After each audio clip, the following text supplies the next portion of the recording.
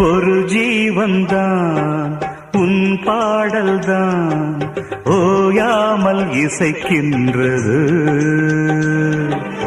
இரு கண்ணிலும் உன் ஞாபகம் உறங்காமல் இருக்கின்றது.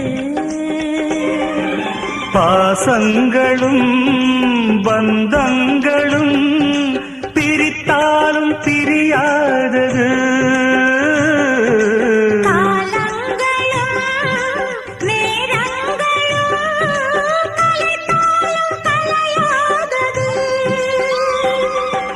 ஒரு ஜீவன்தான் உன் பாடல்தான் ஓயாமல் இசைக்கின்றது.